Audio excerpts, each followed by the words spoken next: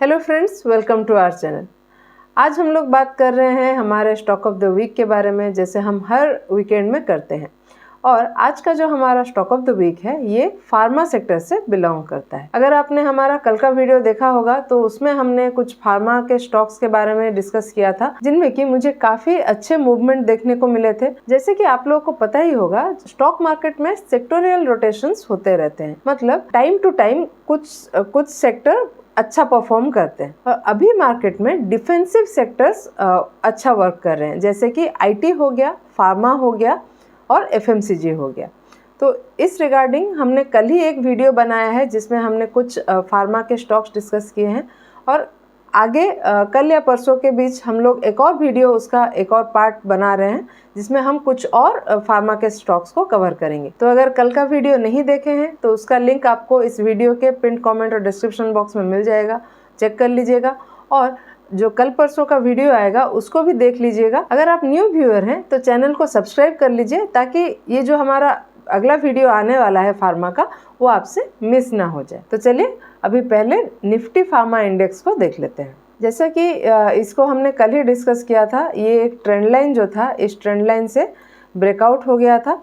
और यहाँ पे एक जो 19,922 के लेवल पे हमारा एक रिसेंट स्विंग हाई था, उसका भी हमको ब्रेकआउट होता हुआ दिख रहा था।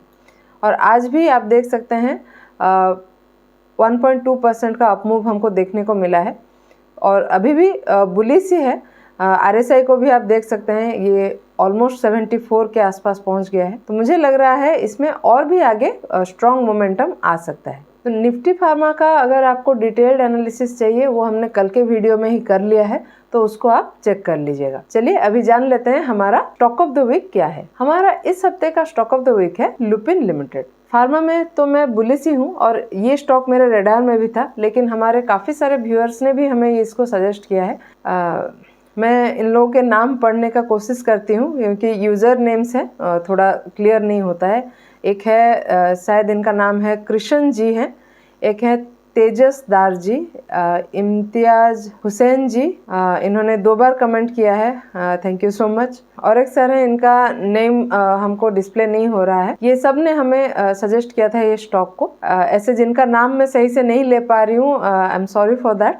और आप लोगों की वैल्यूएबल सजेशंस के लिए भी थैंक यू सो मच। चलिए अभी स्टॉक का पहले फंडामेंटल्स देख लेते हैं। जैसे कि आप सब लोग जानते हैं, लुपिन फार्मा सेक्टर का एक लीडिंग कंपनी है और इसका मार्केट कैप जो है वो 80,660 करोड़ है, जो कि मिड कैप में आता है। ये स्टॉक का हम इंडस्ट्री पी अगर देखेंगे तो 36.0 हमको दिख रहा है और स्टॉक पी 42.1। तो रिलेटिवली थोड़ा सा कॉस्टलियर है स्टॉक अभी, लेकिन अगर हम चार्ट को देखेंगे तो अच्छा लगेगा, इसलिए हम डिस्कस कर रहे हैं।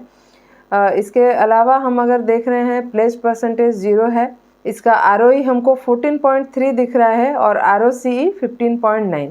अगर हम डेब्ट टू इक्विटी रेशियो देख रहे हैं तो 0.20 दिखा रहा है। तो डेब्ट टू इक्विटी जो रहता है वो 1 से अगर नीचे रहता है उसको अच्छा माना जाता है, और इसका हम देख रहे हैं बहुत ही कम है, 0.2। स्टॉक का अगर हम प्रॉफिट लॉस स्टेटमेंट देख रहे हैं ईयर ऑन ईयर, तो हमको देखने को मिल रहा है लास्ट ईयर से इस साल स्टॉक का जो प्रॉफिट है वो ऑलमोस्ट 4 गुना हो गया है, जो कि मार्च 2023 में हमको 430 करोड़ का दिख रहा है, वो अभी 1936 करोड़ का हो गया है। चलिए थोड़ा सा अगर इन डेप्थ फंडामेंटल्स देखना है हमको, उसके लिए मैं क्या करती हूँ वो भी देख लेते हैं। उसके लिए मैं स्टॉकेज को यूज़ करती हूँ। स्टॉकेज में अगर हम कोई स्टॉक को यहाँ पे सर्च करके उसका फंडामेंटल्स देखना चाहे तो वो भी हम यहाँ पे देख सकते हैं। यहाँ पे हमें बहुत ही इन डेप्थ इंफॉर्मेशन मिलता है स्टॉक का। आप अगर देखेंगे यहाँ पे बहुत सारे आपको टैब्स मिल जाएंगे। चार्ट है, डिलीवरीज है, अपडेट्स है, रिपोर्ट है, टेक्निकल्स, फंडामेंटल्स, बिग बुल्स कौन है, शेयर होल्डिंग्स क्या है, सारे आपको बहुत सारे इसमें इन डेप्थ एनालिसिस अगर आपको करना है इसमें मिल जाएगा। तो पहले हम इसके स्कैन्स, एक टैब है देखिए ये वाला, इसमें मैं हूँ और इसका हम फंडामेंटल्स पहले देख रहे हैं। यहाँ पे हमको दिख रहा है स्टॉक का जो आरओई है वो इम्प्रूव हुआ है।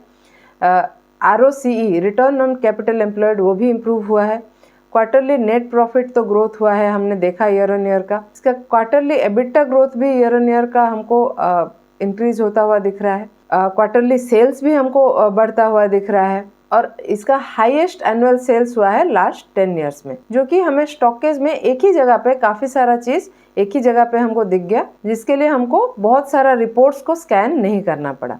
उसके साथ साथ अगर हम नीचे से थोड़ा देखेंगे तो जीरो प्लेस्ड परसेंटेज जो कि हमको फंडामेंटल्स में दिख रहा है, तो जीरो प्लेस का मतलब ये होता है कि कंपनी ने अपना कोई शेयर्स गिरवी नहीं रखा है। और इसमें हमको ये भी दिख रहा है कि म्यूचुअल फंड का शेयर होल्डिंग जो है वो ज़्यादा है, हाई है, और DII शेयर होल्डिंग भी हाई है, और कंसिस्टेंट इंक्रीज हो रहा है इंस्टीट्यूशनल शेयर होल्डिंग में, और FII के शेयर होल्डिंग में भी कंसिस्टेंट इंक्रीज हमें देखने को मिल रहा है। ये तो हो गया थोड़ा बहुत fundamental.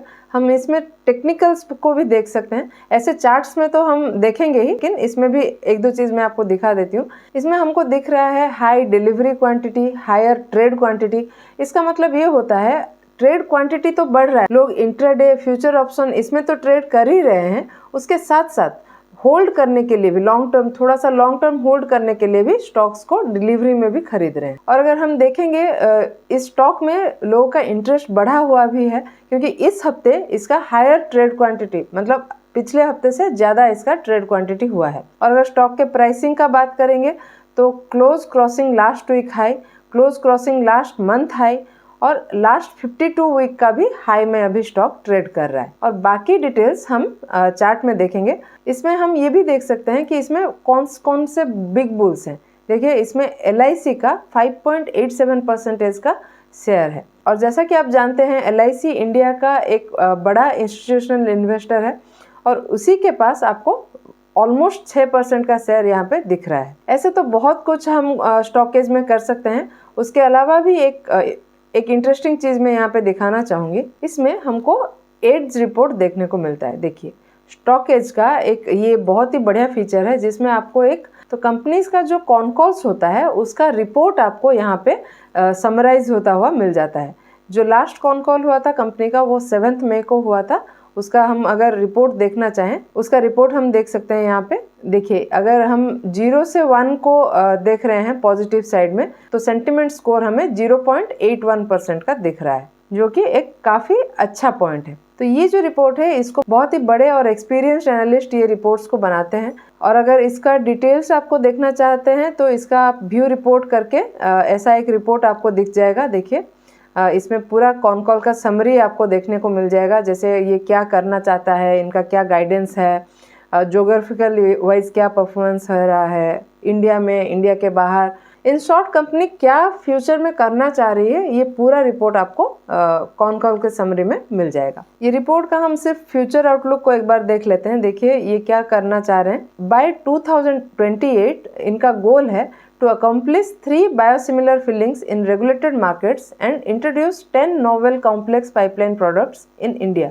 Further, there are plans to launch 20 complex products in the areas of inhalation, injectables and ophthalmics in regulated markets under the umbrella of complex generics. तो ये जो फ्यूचर आउटलुक है, इसमें ये जो कॉम्प्लेक्स मेडिकल टर्म्स है उसको तो मैं उतना नहीं समझ पा रही हूँ, लेकिन इतना मुझे समझ में आ रहा है कि 20 कॉम्प्लेक्स प्रोडक्ट्स इंडिया में ये लॉन्च करने का प्लान कर रहे हैं, और 3 बायोसिमिलर फीलिंग्स और 10 नोवेल कॉम्प्लेक्स पाइपलाइन प्रोडक्ट ये लोग प्लान कर रहे हैं। तो हमें कंपनी का फ्यूचर आउटलुक यहाँ पे पॉजिटिव दिख रहा है। और सेंटिमेंट्स को भी हमने देख लिया, काफ़ी अच्छा है। फंडामेंटल्स में इतना ही, और मैं उम्मीद करती हूँ आप ज़्यादा बोर नहीं हुए होंगे। थोड़ा फंडामेंटल्स आज लंबा हो गया, लेकिन टेक्निकल्स में जाने से पहले मैं एक और चीज़ यहाँ पे ऐड करना चाहूँगी। स्टॉकेज जो है, इसमें आप बहुत सारे फीचर्स यूज़ कर सकते हैं, जैसे कि अभी आपने देखा इसमें आपको एड्स रिपोर्ट देखने को मिल रहा है, कॉन कॉल रिपोर्ट्स देखने को मिल रहा है, म्यूचुअल फंड के होल्डिंग्स आपको कैसा है देखने को मिल रहा है, बिग बुल्स को आप देख रहे हैं, मार्केट के बड़े बड़े दिग्गज कौन कौन से शेयर में इन्वेस्ट कर रहे हैं उनका पूरा पोर्टफोलियो आपको देखने को मिल रहा है। और उसके साथ साथ इसमें आपको स्कैन्स भी बहुत सारे मिल जाते हैं, जैसे प्राइस स्कैन हो गया, फंडामेंटल स्कैन हो गया, टेक्निकल, फ्यूचर ऑप्शन का स्कैन, बहुत सारे तरह का स्कैन आप कर सकते हैं। और उसके साथ साथ आप स्टॉक भी आइडेंटिफाई करने के लिए ये स्टॉकेज को यूज कर सकते हैं। तो स्टॉकेज को अगर आप यूज़ करना चाहते हैं, आपको हमारे डिस्क्रिप्शन बॉक्स में इसका लिंक मिल जाएगा। और अगर आप हमारा कूपन कोड MAGIC35 यूज़ करते हैं तो आपको 35% का स्ट्रेट डिस्काउंट भी मिल जाएगा। चलिए अभी हम लोग सीधे चलते हैं हमारे टेक्निकल एनालिसिस पे। स्टॉक को हम पहले वीकली टाइम फ्रेम में देखेंगे। यहाँ पे हम देख सकते हैं सबसे पहली चीज़ कि ये जो 1278 का लेवल है, ये स्टॉक के लिए एक पहले रेजिस्टेंस था।